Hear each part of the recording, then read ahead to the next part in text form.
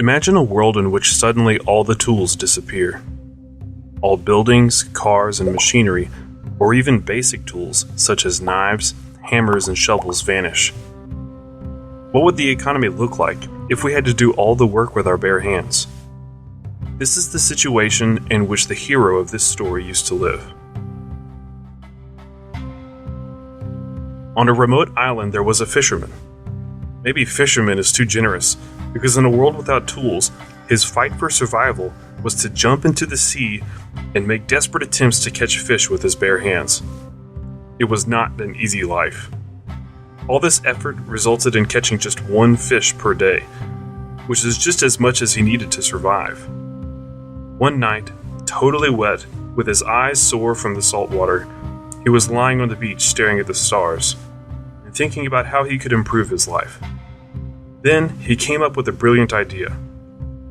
If I could just extend the reach of my hand, I might be able to watch the fish from above the water and probably catch more. He decided that in the morning he was not going to catch fish. Instead, he would devote this day to implement his plan. He searched the woods, looking for a strong, straight branch, which with great effort he managed to break off. Then, with a sharp shell found on the beach, he tried to sharpen the tip of the stick, which took him many hours. Finally, that evening, he fell on the sand, exhausted from hunger. He didn't eat that day, so he could build his invention. But he was happy because, in his imagination, he was already sitting on a heap of fish caught with the help of it. Falling asleep, he decided to call his invention Spear. In the morning, motivated, he grabbed the spear and began to work. Because the salty water did not flood his eyes, and a pointed end of the spear was more effective than his hands, he was able to catch 2 fish that day. Well, it was not a heap of fish yet, but the economy of the island did grow by 100%. More importantly, it opened up for him many more possibilities. He could now fish every second day, consuming his catch from the previous day. He could also go fishing every day, as before, and dry the excess fish and store it for worse times. Another option was to use free time to implement new ideas to increase his productive capacity. This would result in increasing his wealth and expanding the size of the island's economy. In this story, we come to a simple economic principle. Wealth is created through self-sacrifice and taking risks. The fisherman underconsumed and took the risk that his plan might not work, and that he would go hungry all day producing the spear needlessly.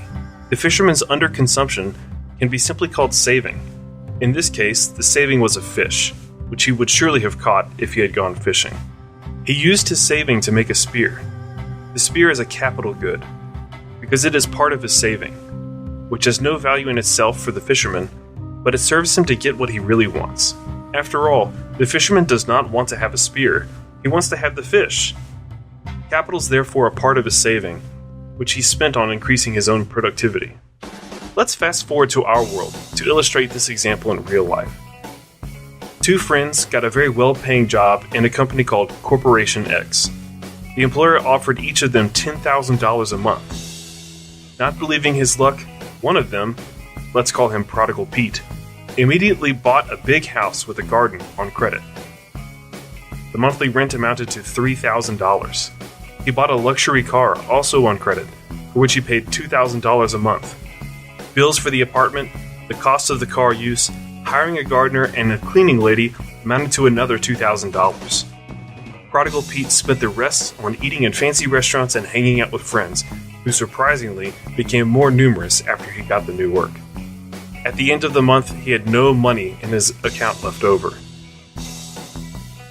Meanwhile, his colleague, Thrifty Tom, knew the story of the fisherman that was told in his family for generations. After getting a job, he rented a medium-sized apartment, for which he paid $1,500, because he thought that currently the apartments were too expensive to buy, so he decided to wait for a better opportunity. His monthly ticket for the subway cost $100.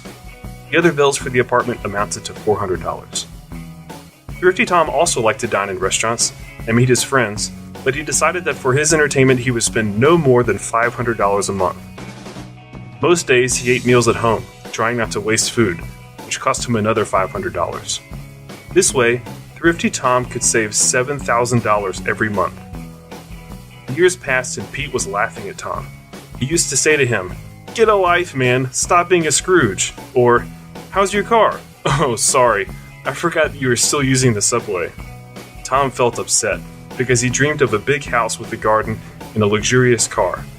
But common sense took precedence over whims. He invested his savings in various projects. He opened a small shop in the area, where he hired one employee. After paying for all the costs, his profit amounted to $1,000. Still, however, he did not increase his spending. After some time, he opened a restaurant, from which he drew profit of $2,000. Later, he bought a bit of real estate, partly on loan, and he rented it to various companies as office space. His gains after his loan payments amounted to $4,000. Tom kept acting. After a while, gains from all of his projects were already $15,000. Suddenly, hard times fell upon Corporation X. Because of some bad choices and a global recession, it had to fire 2,000 employees. Among them were Pete and Tom.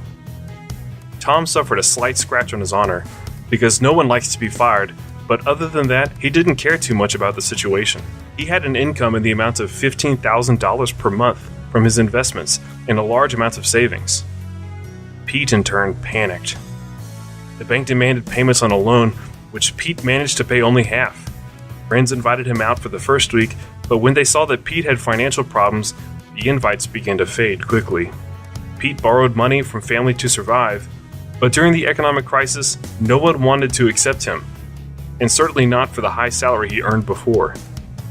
Finally, Pete decided to sell the house and car because he was not able to make the minimum payments.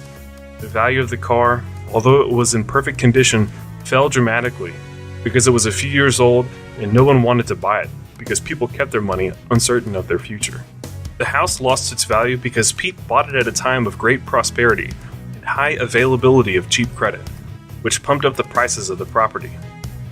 As a result, it turned out that the market price of his home and the car were as much as the value of the loans, which Pete still had to pay. Pete was really hurt by the fact that for so many years he was paying the loans and now he was left with nothing. He still had to sell because he needed the cash right away. After a few days, Tom called him and said that he would buy both the car and the house. During the transaction, they talked for a while as old friends. Pete told him about his situation, and Tom, as a man full of empathy, said, "Listen, my friend, I was just going for an early retirement. I need someone capable to take care of my business. I know you are a good specialist. How about I hire you for $3,000 a month?" Pete felt relieved. Finally, someone wanted to hire him, and he was no longer burdened with loans. He accepted the job from Tom, rented a small apartment, and began to save. The story of the fisherman was based on the excellent book by Peter and Andrew Schiff, How the Economy Grows and Why It Crashes. We encourage you to read it. If you are interested in the conclusions of the second story, you can read them on our website, econclips.com. I encourage you to subscribe to our YouTube channel and like our Facebook page. You can find links in the description below.